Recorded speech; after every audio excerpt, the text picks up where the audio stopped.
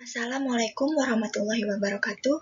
Kami dari kelompok 12 yang beranggotakan saya sendiri Lestaria Triningsih dengan NIM 2015967, Aisyah Nur Rahmawati dengan NIM 2015975, Syatianingsih dengan NIM 2015985, Nevina Wulandari dengan NIM 2015996. Di sini kami akan mempresentasikan hasil laporan kami mengenai analisis teknikal dan fundamental PT Indofood Sukses Makmur Terbuka. Analisis fundamental PT Indofood Sukses Makmur Terbuka. A yaitu highlight rekomendasi. B yaitu bisnis emiten yang direkomendasikan. Jadi, bisnis emiten yang kelompok kami rekomendasikan adalah pada sektor food and beverage. Lebih tepatnya pada perusahaan PT Indofood Sukses Makmur Terbuka. C yaitu analisis makroekonomi yang terkait dengan emiten. Analisis ekonomi makro perusahaan Indofood, analisis SWOT yang dimana dalam hal ini meliputi pengertian, tujuan, dan faktor. Melalui analisis laporan keuangan, kedua perusahaan ini dinilai memiliki kinerja baik. Sebagai pemegang bisnis, seringkali diartikan mendapat pangsa pasar terbesar yang nantinya akan memiliki kekuatan monopoli. Namun, apabila sebenarnya di tengah pelemahan ekonomi karena pandemi, Indofood menjadi salah satu perusahaan yang tidak terlalu terpengaruh. Produk Indomie oleh PT, produk paling sukses dari perusahaan milik Sudono Salim, ini mulai diluncurkan ke pasar sejak tahun 1982. Globalisasi seperti kita saksikan saat ini ternyata tidak makin mudah menyajikan pemahaman tentang adanya sistem ekonomi Indonesia. Indofood menargetkan penjualan konsolidasi pada rentang mid hingga high single digit. Analisis ekonomi menjadi suatu kebutuhan karena terdapat kecenderungan adanya relasi kuat antara apa yang terjadi pada lingkungan ekonomi makro dan kinerja suatu pasar modal. Analisis faktor internal dan eksternal PT sepanjang semester 1 2020, Indofood mampu membukukan laba bersih senilai 284 triliun dibanding periode tahun lalu. Berdasarkan industri, PT Indofood Sukses Makmur Terbuka dan PT Indofood CBP Sukses Makmur Terbuka telah berada pada tahap kedewasaan. Globalisasi seperti kita saksikan saat ini ternyata tidak makin mudah menyajikan pemahaman tentang adanya sistem ekonomi Indonesia.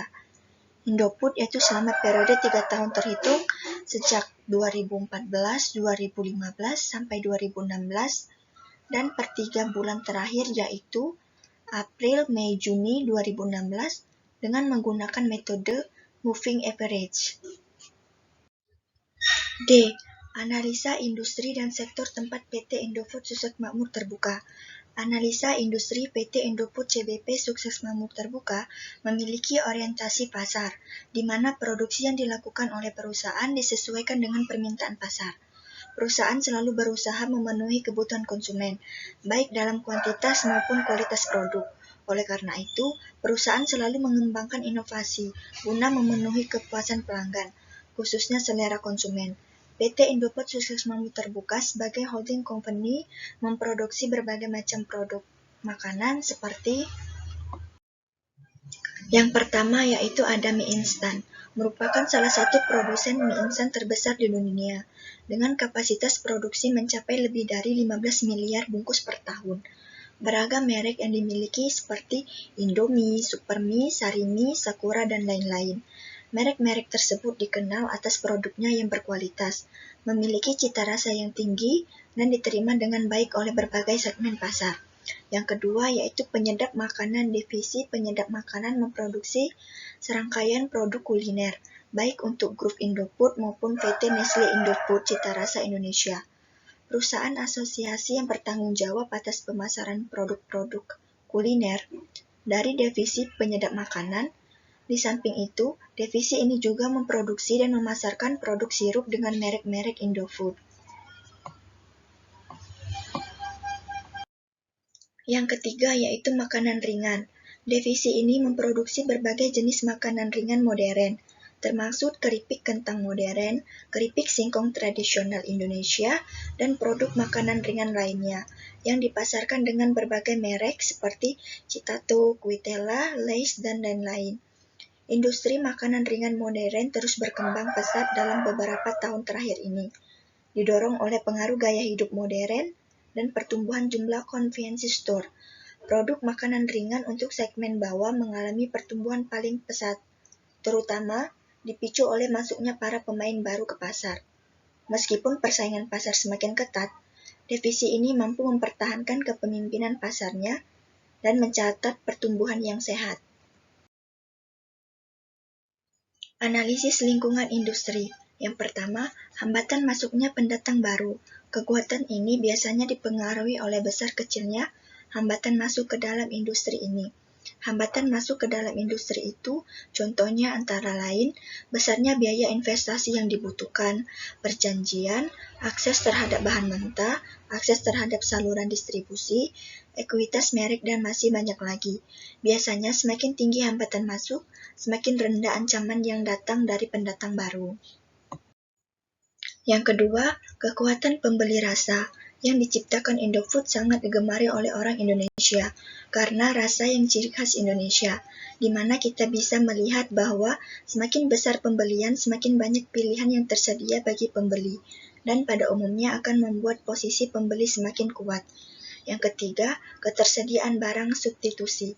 Seberapa banyak produk substitusi di pasar, ketersediaan produk substitusi yang banyak akan membatasi keluasaan pemain dalam industri untuk menentukan harga jual produk. Yang keempat, persaingan yang kompetitif. Biasanya intensitas persaingan itu dipengaruhi banyak faktor, misalnya struktur biaya produksi. Misalkan, semakin besar porsi biaya tetap dalam struktur biaya, maka semakin tinggi intensitas persaingan. Hal ini disebabkan setiap penjual memiliki tingkat BOV yang tinggi, sehingga pada umumnya harus menjual produk dalam jumlah yang besar, dan bila perlu dilakukan banting harga.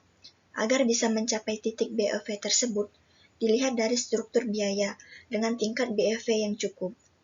Analisis laporan keuangan PT Indofood Sukses Makmur terbuka. Profit atau yang biasa kita kenal dengan laba adalah hal yang menggambarkan manfaat finansial yang diwujudkan ketika pendapatan yang dihasilkan dari aktivitas bisnis melebihi biaya, ongkos, dan pajak yang terlibat dalam menopang aktivitas bisnis yang bersangkutan. Setiap keuntungan yang diperoleh disalurkan kembali ke pemilik bisnis yang memilih untuk mengantongi uang tunai atau menginvestasikannya kembali ke bisnis. Keuntungan dihitung sebagai pendapatan total dikurangi dengan biaya. Hitung biaya modal PT Indofood Sukses Makmur terbuka. Biaya modal untuk sebuah perusahaan menggambarkan suatu kombinasi antara hutang dengan ekuitas yang akan mempengaruhi harga saham. Biaya modal juga merupakan masalah yang penting bagi perusahaan, karena baik atau buruknya biaya modal akan berpengaruh langsung terhadap posisi keuangan perusahaan. Terutama dengan adanya hutang yang sangat besar akan menambah beban perusahaan. Untuk menentukan struktur modal yang optimal untuk PT Indofood Sukses Makmur, menggunakan data sekunder yaitu berupa laporan keuangan perusahaan yang terdapat di Bursa Efek Indonesia. Metode analisis data yang digunakan adalah dengan menggunakan metode trial and error, evaluasi perusahaan, atau metode relative valuation dan diskon cash flow. Investasi dalam saham memerlukan analisis untuk mengukur nilai saham, yaitu analisis fundamental dan analisis teknikal. Selain itu, investor juga harus melakukan analisis valuasi saham sebelum mulai berinvestasi untuk memperkirakan berapa nilai intrinsik atau harga yang wajar untuk suatu saham berdasarkan data fundamentalnya. Penelitian ini menggunakan objek perusahaan yang termasuk dalam sektor industri barang konsumsi.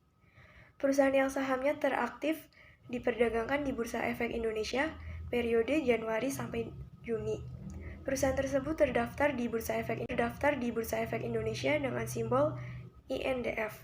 Analisis data menggunakan pendekatan pendapatan yang mengaplikasikan metode arus kas terdiskonto atau diskon cash flow, pendekatan perbandingan data pasar atau relative valuation.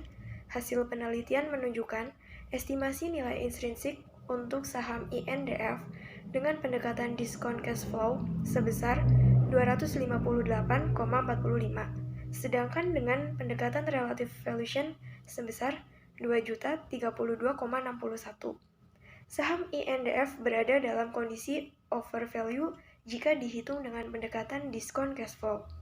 Namun, jika dihitung dengan menggunakan pendekatan relative valuation, saham INDF berada dalam kondisi undervalue. Pada grafik tersebut dapat dikatakan bahwa MA20 memotong MA100 menunjukkan sinyal beli. Namun, pergerakan harga ada di bawah MA10 yang menunjukkan tren jangka panjang akan naik. Disarankan untuk trading pada kondisi ini. Grafik selanjutnya yaitu grafik MACD. Garis MACD memotong garis sinyal menunjukkan tren turun. Berdasarkan indikator ini bisa dilakukan dengan strategi jual. Halo semuanya, perkenalkan nama saya Aisyah Nur Rahmawati. Di sini saya akan menjelaskan salah satu indikator dari analisis teknikal yaitu RSI. Dapat dilihat pada grafik di atas bahwa pada puncak RSI di area overbought mengindikasikan adanya pergerakan harga yang akan berbalik menurun, maka menunjukkan strategi jual. Untuk yang kedua, yaitu saya akan menjelaskan mengenai indikator stochastik dalam analisis teknikal, bahwa dapat dilihat dari grafik di atas bahwa garis persendi memotong garis smooth persendi dari atas ke bawah atau dead cross pada area overbought yang menunjukkan sinyal jual. Yang terakhir yaitu kesimpulan yang dapat diambil dari analisis teknikal menurut kelompok kami adalah, pada analisis teknikal, kesimpulan dari kelompok kami berdasarkan indikator MACD, RSI, dan stochastik. Rekomendasi yang kami berikan adalah sell, sedangkan pada indikator MA menunjukkan sinyal beli, tetapi tidak disarankan untuk trading, seperti itu.